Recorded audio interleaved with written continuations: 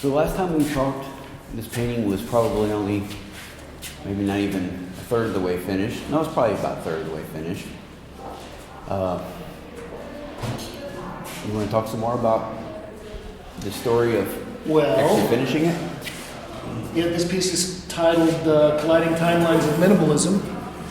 And one of the things that I was intrigued with is that in a lot of ways minimalism is considered by many critics and art world pundits as kind of the end of modernism. And in another way, it's also as an art movement in New York. It represents the last kind of monolithic art movement before the period of pluralism began. So I thought one of the interesting things would be taking a look at what was it about minimalism that differed from what came after minimalism, and what was it that united the people and the forces that created minimalism. So I basically started out kind of diagramming out chronologically the influences of minimalism. So I've got the proto-minimalists over here, which I consider to be Barnett Newman, Ad Reinhardt, and Agnes Martin.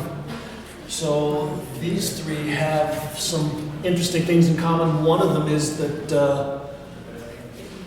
they all had their early shows at the Betty Parson Gallery. I think Ad Reinhardt and Agnes Martin both studied at Columbia. Reinhardt kind of mentored Agnes Martin for a while. 1958, Martin had her first solo exhibition at the Betty Parson Gallery. Barnett Newman actively promoted her work and even helped install Martin's exhibition there. So that was one group. Then you had what has been considered the six main players of minimalism, and I didn't make that designation myself. This is actually sort of a consensus that was formed, and then there's a book by a guy named David Meyer, I think, maybe something Meyer. And so the six main minimalists are Don Judd, Carl Andre, Ann Truitt, Robert Morris, Dan Flavin, and Saul DeWitt. Now it's interesting to see how those people's lives and their relationships are interlinked. For example, Robert Morris, I think, says so he's born in Kansas, but he ends up going to California, lives in San Francisco, and actually had his first show at the Alexi Gallery, which was a very popular, trendy gallery there in San Francisco. But he ends up falling in love with Simone Forte, who was a dancer, and they end up coming to New York basically as dancers. Now, I've got another painting over here which talks about, or has a list of some of the people that were involved with the Judson Dance Theater. So a lot of people came to New York as dancers and were involved in the theater. Dan Flavin was also someone that worked there, so there's a kind of a relationship between those two guys, so they probably met at the Judson Dance Theater. Robert Morris was building props for them. Dan Flavin was actually doing lights. So you extrapolate that out a few years, Robert Morris's props end up becoming his forms that he's using for his minimalist sculptures. Dan Flavin, who was doing lights, the lights become his sculpture. So that's the kind of relationships that I'm fascinated with, and you can sort of go through here and see different things. Frank Stella was not, I don't consider him part of the basic minimalists because he was a little younger. Also, he was not included in the great 1966 show Primary Structures at the Jewish Museum. But he was very influential as far as kind of making connections with a lot of people. He was also friends with Carl Andre. They had met when they were going to Phillips Academy. And he was also someone that was familiar with the work of Ad Reinhardt. And in the early mid-60s, he actually spent a lot of time introducing Reinhardt's work to a lot of other young artists who became eventually minimalists.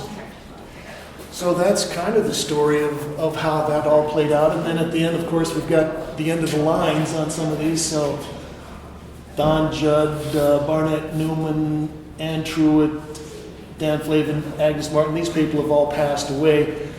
But there's still a couple of people at this point that are still alive and kicking. But and here he is, Mr. Irving Sander. That's one of the things that I get a kick out of, is sort of seeing how the relationships work, how art history is built kind of on a network of personal connections and ideas like that. All right. You want to go ahead and talk about this? Well, basically when I was thinking about hanging the show, what I decided is in the front room we'd have kind of the where. The second gallery has got what I would call the who, and the third gallery is the what. Among the where is this piece. This is a map piece that I probably worked on for about 4 years, and this is trying to document the members of the Artists Club. And Philip Harvey, who was the original secretary, the job was eventually taken over by this gentleman, kept a ledger book of names. And so when I got a copy of his book called Club Without Walls, and I went through the ledger book and took out all the names and sort of put this all together.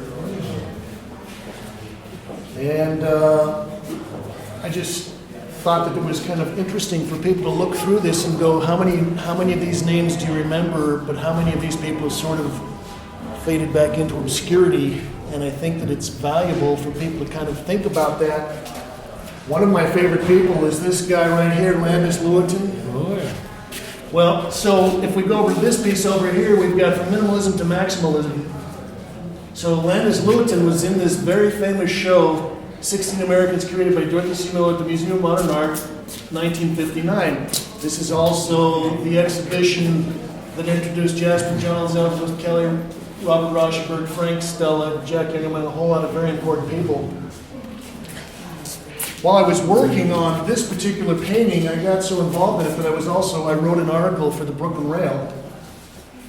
And I kind of started it off and I mentioned about 18 of the people who were some of the founders of the Artists Club.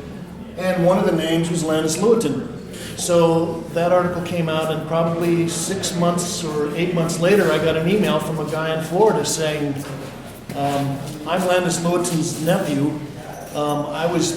He was part of our family in Alexandria, Egypt, but he left in the 1920s and kind of disappeared, so we never found out what happened to him. So recently I've been doing research, trying to find out about Landis Lewitton, and I came across your article, What Can You Tell Me About Him? So I went through my files, I put everything I could together. I actually recommended Irving's book because you mentioned him in a couple of your books, right? Oh, yes, I do. He had a daughter.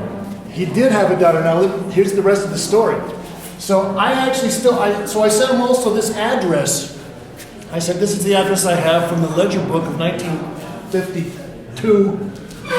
So this guy, I send this letter off, and I don't hear anything from him for about a month. And then I get another letter back from him, and he says, this is very interesting. My daughter actually lives in New York, so when you sent the email with with the address in it, I sent her over to this address. She knocks on the door, and Landis's daughter was there, and they actually meet each other. So the whole part of the family that had been kind of estranged for 85 years, something like that, actually were able to get together. And then he sort of ends the email with, I should tell you a little bit about myself. The reason that I started doing this research is because I was recently diagnosed with cancer, and so I don't know whether I'm going to be surviving for another year or 2 years, but I thought it would be very important to kind of try to reestablish connections with the family. So out of that, I'm thinking to myself, that's one of the great things about doing research and sort of keeping these kinds of pieces of information viable for other people, but that also kind of relates to what I was talking about of the art world, the interconnections, who is remembered, who is forgotten, which partially is what I'm kind of interested in, is trying to help people to remember a little bit maybe. And that's what a lot of the work is about.